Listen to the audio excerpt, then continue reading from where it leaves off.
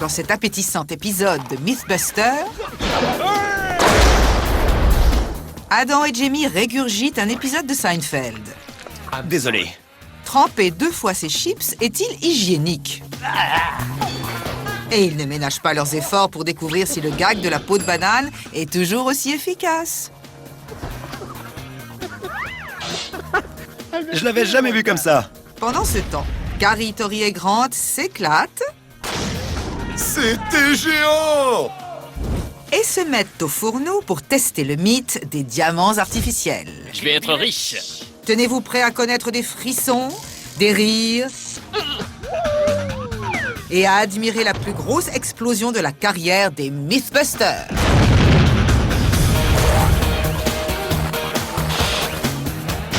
Qui sont les Mythbusters? Adam Savage Vise un peu mon gilet pare-balles. et Jamie Heineman. C'est pas dans mes habitudes. À eux deux, ils ont plus de 30 ans d'expérience dans le domaine des effets spéciaux. Je m'en lasserai jamais. À leur côté, Grant Imahara, Victoire! Tori Belleci et Carrie Byron. Je vais me faire la belle. Ils ne se contentent pas de recenser les mythes, ils les mettent à l'épreuve.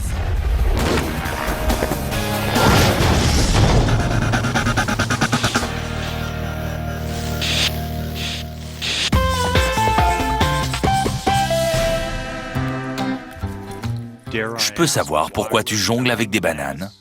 C'est parce que nous allons tester l'un des plus vieux gags du cinéma. Il suffit de laisser traîner une peau de banane sur un trottoir pour que quelqu'un glisse dessus et se retrouve sur les fesses. Le gag de la glissade sur une peau de banane. Exactement. Selon les lois de la grosse farce, une peau de banane jetée par terre fait immanquablement une victime. Mais la chute est-elle réellement garantie ou n'est-ce que du cinéma? Belle présentation. Merci. On commence par quoi? Pour moi, c'est simple. On prend une banane, on l'épluche, on jette la peau par terre et on essaie de glisser dessus. Pas la peine de compliquer les choses. Allons-y. Pour voir si une peau de banane peut avoir raison de son équilibre, Jamie enfile une tenue plus adéquate pendant que Adam contacte son assurance. Oui. Non. Une banane. On va juste mettre une banane. Oui, avec les yeux bandés. C'est juste pour voir s'il va glisser, vous savez, le gag de la peau de banane. Tout à fait. Je vous rappelle après. Vous savez tout. Les yeux bandés, Jamie ne verra pas la peau de banane pour ce qui promet d'être un moment d'anthologie. Tu vas avancer tranquillement. Arrête-toi. Mais contrairement à ce qui se passe dans les films, Jamie persiste à manquer sa cible, avant d'enfin y arriver. T'as marché dessus, mais il ne s'est rien passé. Ce n'est pas vraiment le résultat escompté. Et j'ai senti la peau de banane quand j'ai marché dessus. Mais quand on sent un truc comme ça, on compense naturellement. À aucun moment je n'ai senti que j'allais tout à coup perdre l'équilibre. Jamie est peut-être assez habile pour éviter une peau de banane, mais cette fois-ci, la chute est sûrement inévitable. Cette tripotée de peau de banane, au reflet cuivré et à la surface glissante, est en fait un piège quasiment fatal qui rend la chute inévitable. Voyons comment Jamie va s'en tirer. Vas-y. Mais tripoté ou pas, Jamie reste sur ses jambes. Je crois qu'il faut que j'avance plus vite. Comme ça, le fait que je m'attende à marcher sur une peau de banane ne comptera plus. Si je glisse, je tomberai. Mais même en courant, ça n'a aucun effet. Bien joué! Ça sent le sapin pour ce mythe. Je peux enlever ça. Oui, vas-y. C'est mieux. T'as la moustache en bataille. Ah, c'est mieux. Une banane, aucun effet. 10 bananes, ça glissait un peu plus, mais rien de spectaculaire, même au pas de course. Je crois qu'il faut qu'on procède à des tests pour voir à quel point les peaux de banane sont glissantes, comparées à d'autres objets glissants. Il est donc temps de faire place à la science. on va étudier deux genres de friction. La première s'appelle la friction statique, c'est-à-dire qu'elle se produit lorsqu'un objet immobile essaie de bouger. La seconde s'appelle la friction cinétique ou dynamique, qui détermine la résistance d'une peau de banane au mouvement. Je vais fabriquer des systèmes pour tester ces deux frictions et comparer les peaux de banane à d'autres objets glissants. Résumons. Lorsqu'on glisse sur une peau de banane, deux frictions différentes entrent en jeu. Tout d'abord, la friction statique, que la peau de banane doit surmonter pour se mettre en mouvement. Une fois en mouvement, la friction dynamique exprime la résistance de la peau face au glissement. Pour tester la friction statique, Adam s'est surpassé. Commençons avec une chaussure lestée de 2 kg, pour voir quel est son angle de friction statique.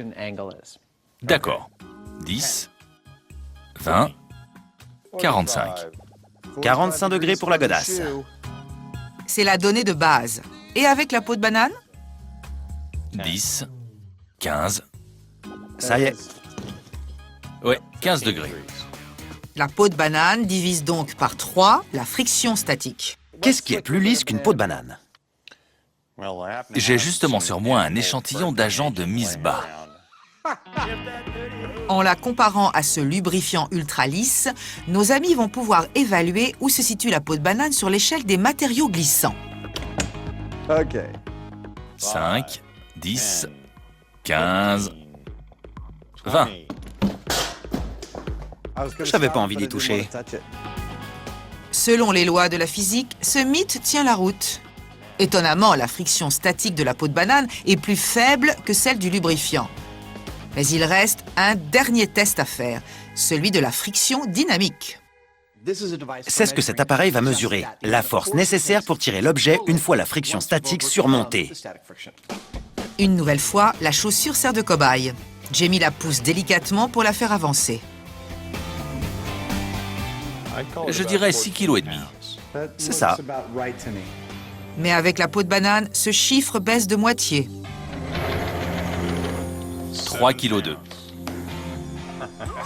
Pour finir, le lubrifiant.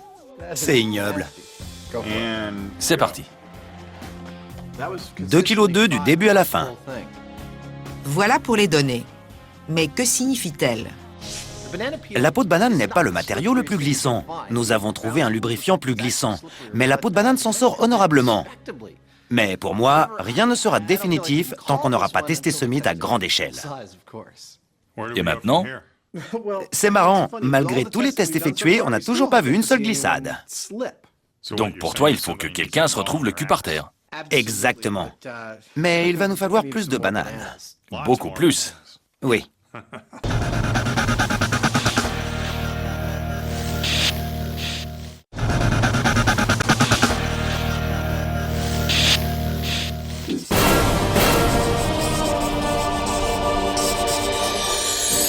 C'est quoi ce bling-bling?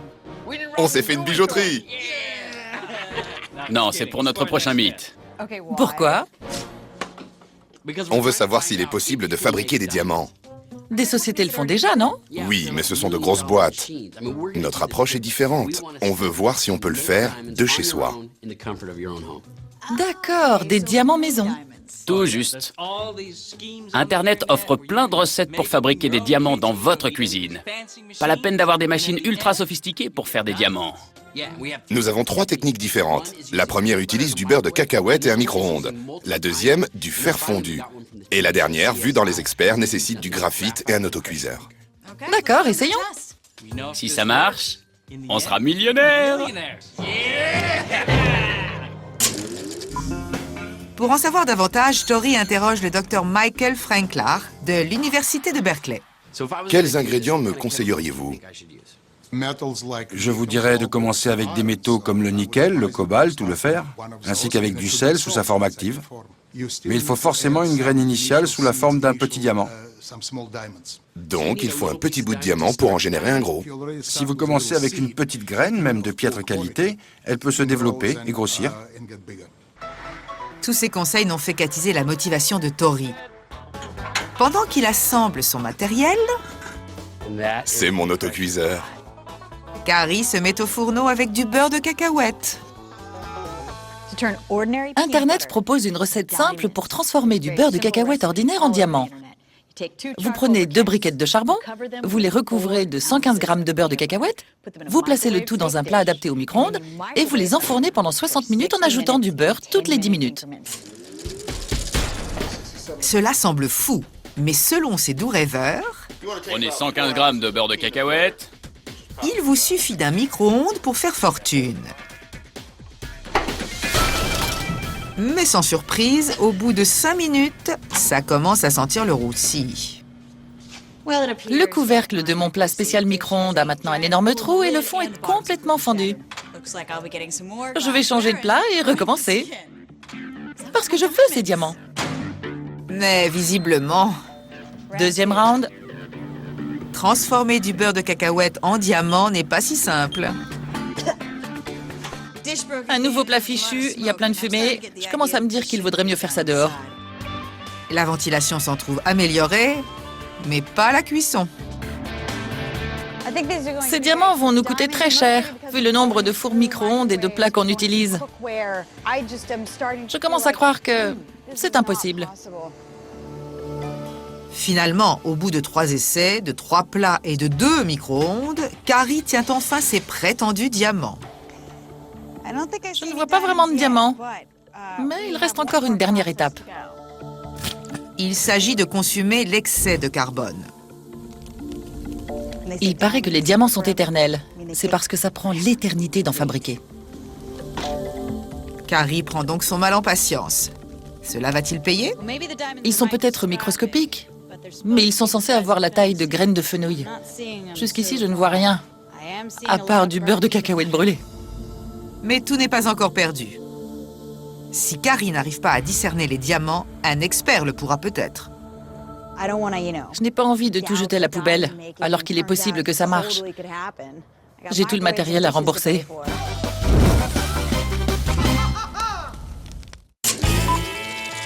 C'est bien connu, les singes se damneraient pour une banane. Mais dans les films comiques, la banane a un rôle bien plus inavouable. Un rôle qui lui vaut toute l'attention des Mythbusters. Je sors, mon Jamie. Mais Jamie a eu beau marcher sur des pots de banane, il n'est pas tombé une seule fois. Nos amis vont donc passer la vitesse supérieure avec ce mythe de la banane. Comme dirait Adam, on fait ce qu'on peut. C'est génial. J'ai rien senti. Comme on s'attend à faire pas mal de chutes, on va fabriquer un sol spécial pour éviter les blessures. Voilà de quoi il se compose. Ces chambres à air sont la première couche de notre sol amortissant. Ces planches forment la deuxième couche. Et ce lino est la troisième. Et s'ils se sont autant bougé le postérieur, c'est justement pour le protéger. Ça a l'air terminé, mais il manque encore un élément crucial. Des pots de banane, des centaines et des centaines de pots de banane. On va les éparpiller sur le sol pour former un véritable parcours d'obstacles de film comique et on courra dessus comme ça. Gagné! Avec ce test, ils offrent au mythe de la peau de banane une dernière chance de se rattraper. On a un camion rempli de bananes et la patinoire est prête. Il ne nous reste plus qu'à éplucher toutes ces bananes. Et pour ça, il nous faut soit des singes, soit des volontaires. Les singes étant déjà pris, ils doivent se résoudre à utiliser des volontaires. Pendant que l'épluchage progresse, Adam continue l'installation. Je vais disposer 8 de ces cônes sur la patinoire avec un œuf dessus. Le but du jeu est de ramasser les 8 œufs en faisant des allers-retours le plus vite possible sans... J'arrive pas à le casser. Une fois les œufs récupérés, on sonne la cloche et ça arrête le chrono. La reine est prête et Jamie sera le premier à se lancer. Ça va te faire perdre en agilité. C'est pas par hasard qu'on en remplit les boîtes. Ça protège la marchandise. Maintenant que l'arrière-train de Jamie est bien rembourré, les pots de banane vont avoir l'occasion rêvée de prouver que leur réputation n'est pas usurpée. Mais s'ils ne tombent pas sur les fesses, le mythe sera bidon. Bon, test de vitesse sur pot de banane. T'es prêt?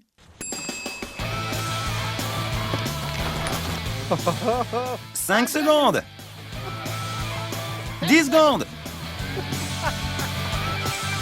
15 secondes. Et tombe pas. Il a encore réussi. Les dons d'équilibriste de Jamie dépassent l'entendement.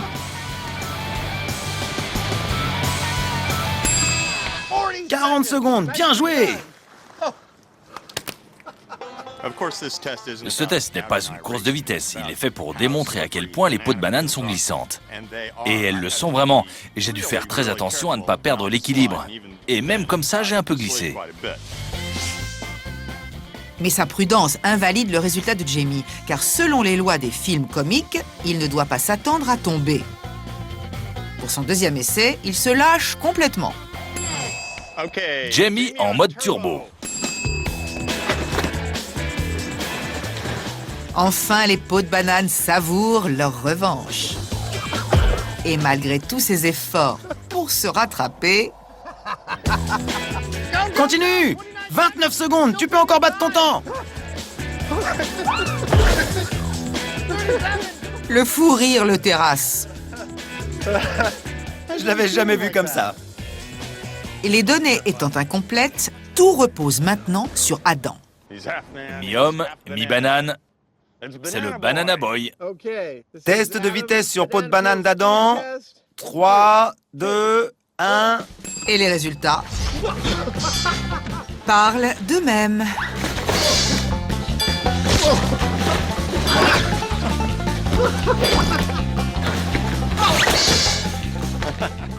Dépêche-toi.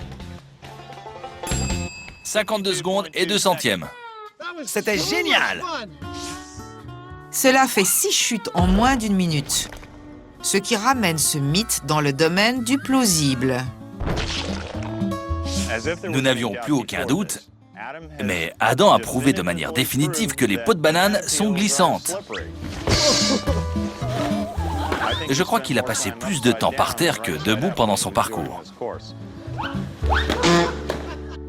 Le vrai truc, c'est de comparer les peaux de banane à ce qui se fait de mieux en matière de glissade. Ce sera le but de notre prochain test. Mais personne ne testera quoi que ce soit tant que ce chantier n'aura pas été nettoyé.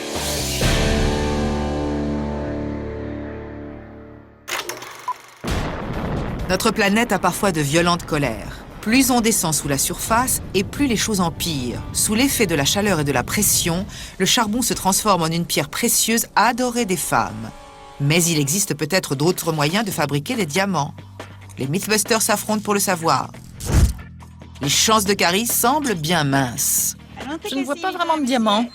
Mais après avoir fait quelques recherches, Tori comprend ce qui se cache derrière la recette désespérément vague proposée par les experts. J'ai tout ce dont j'ai besoin pour fabriquer un diamant. L'autocuiseur. Les ingrédients, mon morceau de graphite. Il me faut également du nitrate ferrique. Je vais donc mettre ça là-dedans, et le tout dans l'autocuiseur.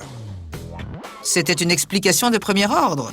Mais n'oublions pas l'ingrédient le plus important, une graine de diamant. Sans elle, la recette n'a aucune chance de fonctionner. Pour des raisons de sécurité, Tori installe un pistolet électrique. Ça fait longtemps qu'on s'en est pas servi. J'ai oublié ce que ça faisait. Et il allume le gaz depuis l'extérieur du bunker.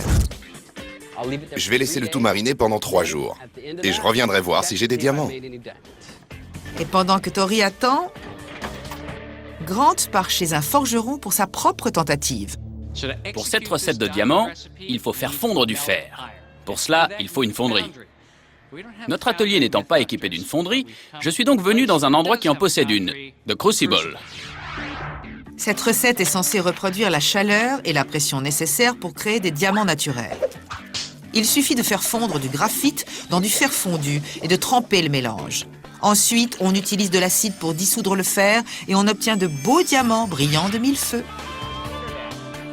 Pour mettre cette recette en œuvre, Grant demande l'aide du maître fondeur Nick DiFilippo. Très bien. Allons-y. Il introduit le graphite et le fer dans le four qui les chauffera à près de 1400 degrés.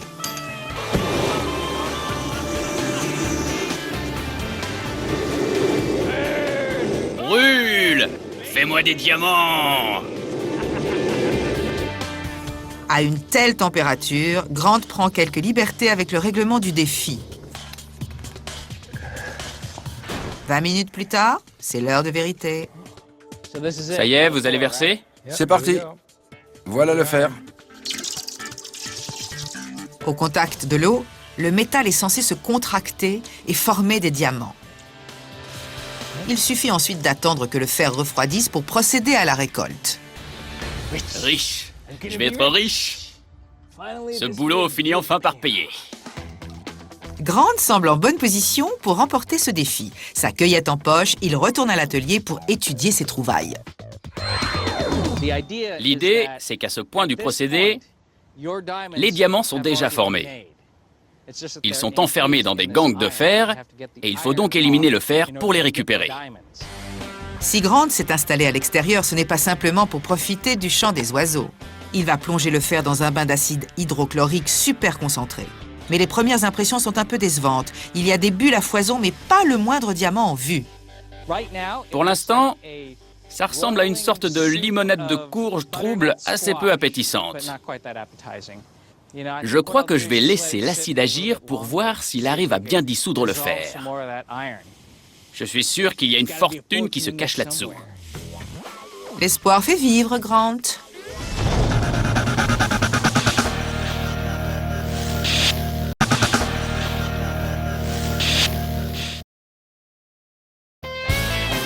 Les Mythbusters s'attaquent à l'un des grands classiques des films comiques. Glisser sur une peau de banane. 37, allez! Vous avez aimé les peaux de banane? Vous allez adorer la suite. On voulait comparer les peaux de banane à un matériau extrêmement glissant. Et nous avons trouvé un lubrifiant utilisé pour aider les animaux à mettre bas. Nous allons en répandre sur la patinoire. Je sens qu'on va bien rigoler. Mais ce test a un but sérieux. C'est génial! En les comparant au lubrifiant, ils pourront évaluer à quel point les peaux de banane sont glissantes. Ça fait tout drôle.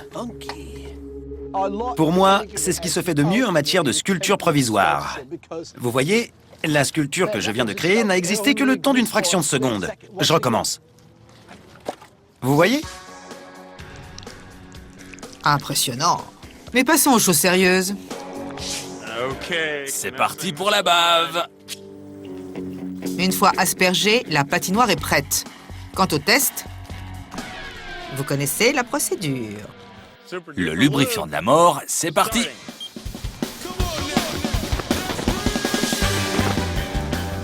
Jamie sautille, patine et piétine. Mais le lubrifiant finit par l'avoir.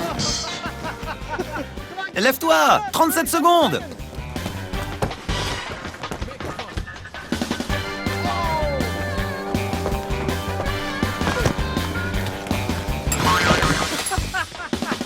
Jamie n'est tombé que 2 fois. Mais comme il n'est pas arrivé au bout des bananes, tout se jouera sur la performance de Adam. Sois prudent, gamin. 3, 2, 1. La vache! On dirait du patin à glace. Je contrôle quasiment rien. 22 secondes. Chute numéro 1. C'est ici que commence le décompte.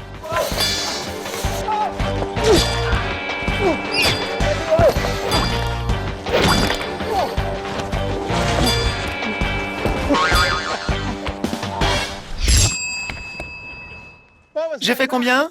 1 minute 20 secondes. C'était pas du cinéma. Plus ça avance et plus ça empire. Avec 2 chutes de plus et un temps final plus long de 30 secondes, il était de toute évidence presque inévitable de tomber sur le lubrifiant. Le problème, c'est qu'on n'arrive pas à se relever une fois par terre. J'avais les genoux et les coudes tout glissants. Ça partait dans tous les sens. C'était très dur de se redresser. Lubrifiant contre peau de banane, quel est le vainqueur? Je donnerais 9 sur 10 au lubrifiant. Je peux imaginer des trucs plus glissants, comme un tapis de patin à roulettes. En comparaison, je donnerais facilement 6 aux peaux de banane. C'est juste pour le fun. Maintenant que Adam a pu réaliser son fantasme, nos amis s'offrent un banana split. Au final, tu dirais quoi? C'était quoi le mythe au départ? Alors, dans les films comiques, une peau de banane plus un passant égale une chute. Dans ce cas, le mythe est bidon, parce qu'une peau de banane est très loin de garantir une chute. Mais je dois admettre qu'avec sa peau rugueuse et son dessous lubrifié en permanence, c'est l'instrument idéal pour une glissade. Je dirais bidon, mais de justesse. D'accord.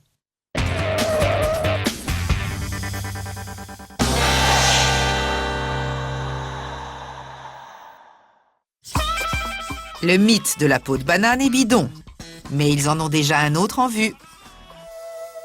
J'en ai un bon. Dis-moi. La double trempette. Ah oui, on ne peut pas tremper, mordre et retremper, comme dans Seinfeld. Oui, ce mythe est beaucoup plus vieux que ça, mais Seinfeld l'a popularisé. Si je me souviens bien, lorsque George est accusé de faire ça, il s'entend dire que tremper, mordre et retremper équivaut à plonger toute la bouche dans le bol. Pour le transfert des microbes. Appétissant. C'est l'un des passages cultes que les fans de la série Seinfeld nous ont demandé de tester. En toute innocence, George enfreint les lois du buffet. What? Did you just double dip that chip? Excuse me? You double dipped the chip! En trempant ses chips une deuxième fois. That's like putting your whole mouth right in the dip. Est-ce simplement de l'intox? Ou y a-t-il du vrai derrière tout ça? Just take one dip and end it.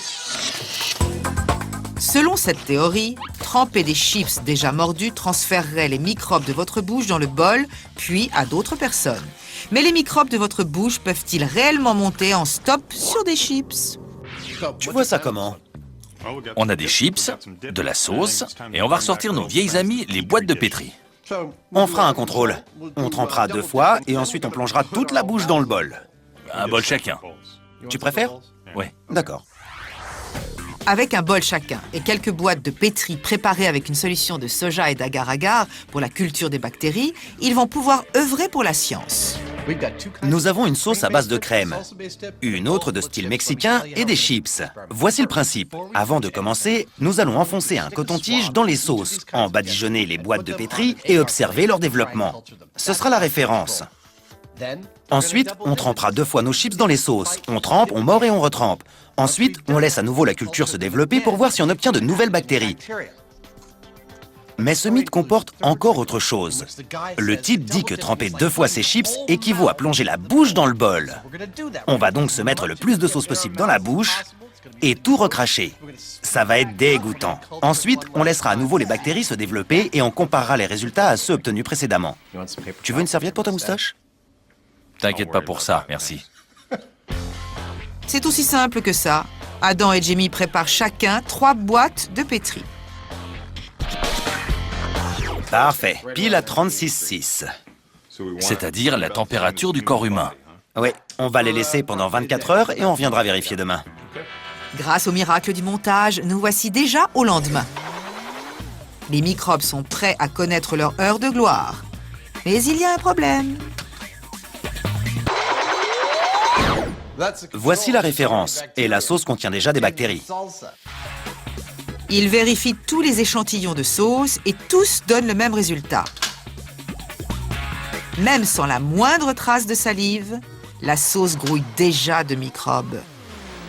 Qu'est-ce que t'en penses? Que j'ai plus peur de la sauce que des bactéries qu'on va générer pendant l'expérience. La sauce est déjà une grosse source d'interférences. On va donc procéder à un test bactériologique en nous basant sur un ingrédient qui comporte déjà beaucoup de bactéries. Les arbres vont cacher la forêt. On va devoir recommencer en éliminant certaines variables.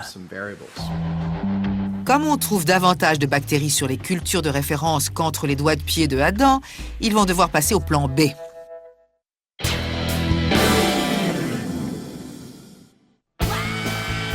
Les Mythbusters sont tout feu tout flamme à l'idée de créer leur propre diamant. Mais jusqu'ici, leurs résultats ne sont pas franchement brillants. Je suis sûr qu'il y a une fortune là-dessous. Mais Tori n'a pas encore terminé. Sa recette est simple. Il a enfermé du graphite et des composants chimiques dans un autocuiseur et a laissé le tout cuire pendant 3 jours. Va-t-il découvrir un diamant en ôtant le couvercle? Ça fait 3 jours. Je vais voir ce que ça a donné. Mon seul problème, c'est de décider de ce que je vais faire avec tout cet argent une fois que j'aurai lancé ma boîte de diamants. Tori ne vendrait-il pas la peau du diamant avant de l'avoir trouvé? Bon sang. Le graphite ne s'est pas transformé en diamant.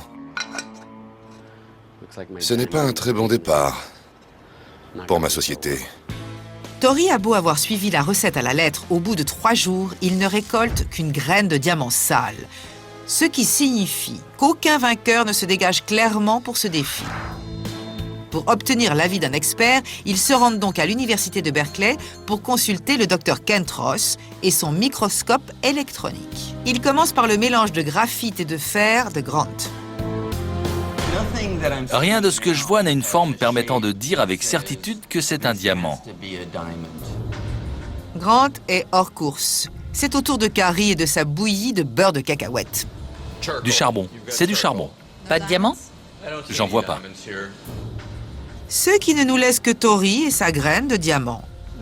Les bords droits des faces taillées sont toujours parfaitement lisses. L'expérience ne l'a pas modifié du tout. La graine n'a pas grandi d'1 millimètre. L'aventure est terminée. Pas de diamant, pas de vainqueur. Mais que peut-on en conclure pour le mythe? On a tous échoué misérablement à fabriquer des diamants. Je crois qu'on peut affirmer que ces 3 recettes sont bidons. Complètement bidon. Mais nos documentalistes ont découvert une personne qui peut réellement fabriquer un diamant à la sauce Mythbusters. Qui? Vous vous souvenez de Van Romero? De New Mexico Tech. Il se dit en mesure de créer des diamants et il veut nous le montrer. Super, qu'est-ce qu'on attend? Pour découvrir les secrets de fabrication d'un vrai diamant, les Mythbusters se rendent à l'Institut minier et de technologie du Nouveau-Mexique où les attend le docteur Van Romero. Il paraît que vous fabriquez des diamants? Vous avez frappé à la bonne porte. À New Mexico Tech, nous faisons de la recherche appliquée et de la recherche industrielle, et entre autres de la fabrication de diamants. Assez de baratin, dites-nous comment on fait. Je vais faire mieux que ça. Je vais vous montrer. Encore mieux. Venez. Pour la première étape de la méthode mystère, il faut se rendre au milieu de nulle part. Où est-ce qu'il nous emmène? Il veut se débarrasser de nous. Deuxième étape, pénétrer dans le bunker inexpugnable. Quant à la troisième étape, Tori a sa petite idée. Vu qu'on se trouve devant un bunker, j'en déduis qu'on va utiliser des explosifs, ce qui est toujours sympa. Tori a tout compris. Pour Van, pas de bling-bling sans boom. Et pas n'importe quel boom. Ce sera la plus grosse explosion de l'histoire des Mythbusters. Dans l'épisode « Le requin et la poudre noire », Hugo le requin a connu une sortie en beauté grâce à 200 kilos d'explosifs. Dans Chute de 6700 mètres, 250 kilos ont fait partir une gare en fumée. Et dans Nettoyage d'une bétonnière, 360 kilos d'explosifs ont permis à un camion de connaître les joies du vol. Mais tout ceci sera vite oublié, car sur le site de l'expérience, à 500 mètres du bunker, les hommes de Van remplissent un cylindre en bois de 6 mètres de haut avec 2250 kilos d'explosifs ultra puissants. Mais une explosion d'une telle puissance peut-elle réellement générer des diamants?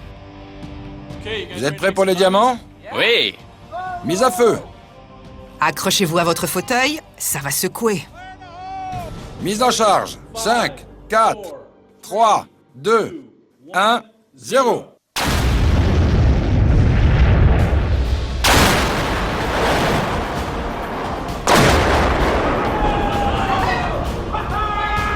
C'était génial! 10 fois plus puissante que toutes les autres explosions de Mythbusters. C'était vraiment une détonation à tout casser.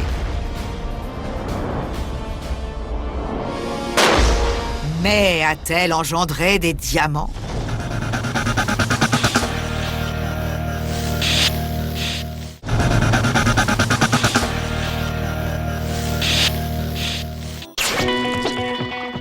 Les Mythbusters se penchent sur un mythe très appétissant tiré de la série américaine Seinfeld. Ils veulent savoir si le fait de tremper 2 fois ces chips peut être considéré comme un acte de guerre bactériologique. Mais leur premier test a été réduit à néant par une prolifération de microbes. Cette fois-ci, ils vont prendre des précautions. On va procéder comme d'habitude. On va éliminer certaines variables avant de reprendre l'expérience. Sauce stérile, chips stériles, espace de travail propre, gants en caoutchouc, masques chirurgicaux. La seule variable sera notre salive. Exactement. Super, au boulot. Adam commence par la stérilisation des chips qui vont se faire irradier dans les locaux de la Nutec Corporation. Il paraît que vous pouvez me stériliser ces chips? Oui. Mais avant de procéder à l'irradiation, Adam pose la question qui lui brûle les lèvres. Seront-elles encore comestibles? On pourra encore les manger? Oui, elles auront peut-être un drôle de goût, mais elles ne présenteront aucun danger. Parfait. Mais le plus important, c'est qu'elles seront stériles. Ça y est, c'est le point de non-retour.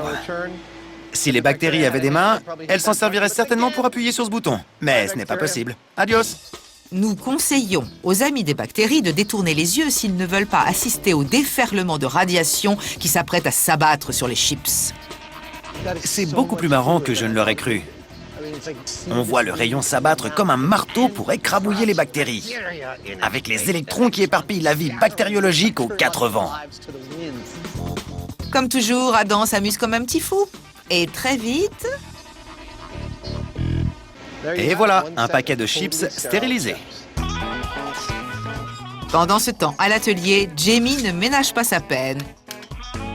Il fabrique une pièce fermée pour le test, puis s'attaque à de la sauce décontaminée.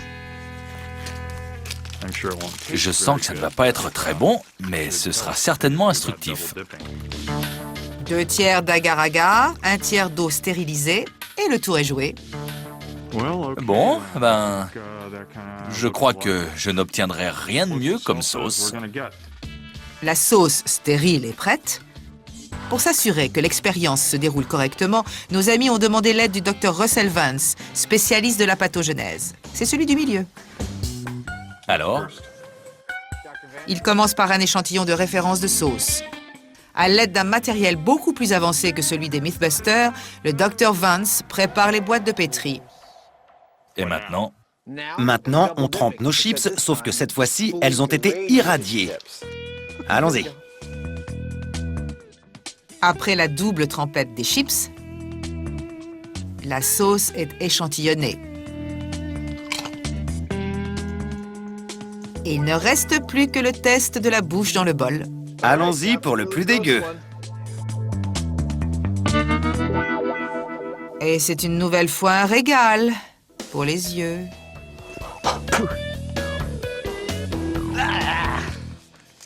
C'est presque pire à regarder qu'à faire. L'expérience est terminée. Le Dr Vance s'occupe des derniers échantillons qui partent pour l'incubateur en compagnie de leurs collègues. Ils sont dans l'incubateur. merci Dr Vance. Il n'y a plus qu'à attendre. L'attente sera courte. Pour ceux qui ont reproduit l'expérience à la maison, voici les résultats attendus. Selon ce mythe, tremper ses chips une deuxième fois favorise autant la transmission de virus que le fait de plonger la bouche dans le récipient qui contient la sauce. Si c'est vrai, on devrait retrouver la même quantité de bactéries sur les boîtes de pétri des deux expériences. C'est parti. Voici ma référence. Il n'y a rien, Voilà la tienne. rien. Comme prévu.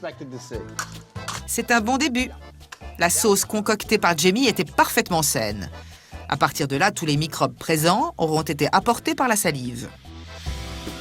Voilà mes chips. Peut-être une. Il y a une colonie de bactéries. Et pour Jamie, Peut-être 3 ou 4. il faut maintenant comparer cela aux résultats du dernier test. Plein. Des tonnes. Le tien maintenant. Beaucoup aussi. C'est pareil. Je crois que c'est clair, non? On ne peut plus clair, en effet. La théorie des chips trempés 2 fois est bidon. Les Mythbusters ont lamentablement échoué à fabriquer leurs propres diamants. Poubelle. À l'abri dans un bunker, ils testent maintenant le mythe de la création de diamants par explosion.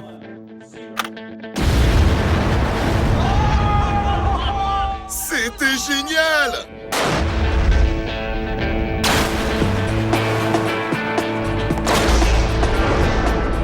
Selon cette théorie, la pression et la chaleur au centre de l'explosion sont si intenses que le carbone s'y transforme instantanément en diamant. Pour creuser cette idée, ils retournent au labo pour préparer leur propre explosion, d'une taille beaucoup plus modeste. Cette fois-ci, ils vont voir toutes les étapes. Quand on fait une explosion industrielle, Tout commence par un cylindre métallique à l'aspect inoffensif. voici l'instrument que nous allons utiliser. C'est vous qui allez le remplir.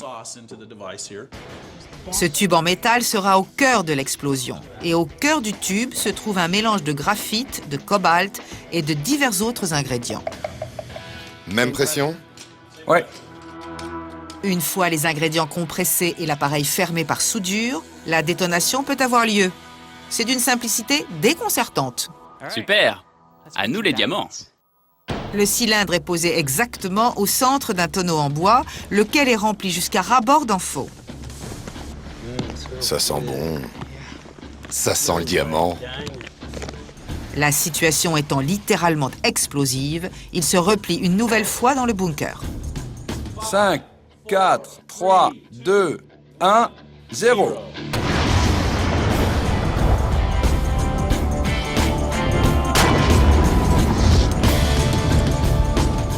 Sympa cette technique.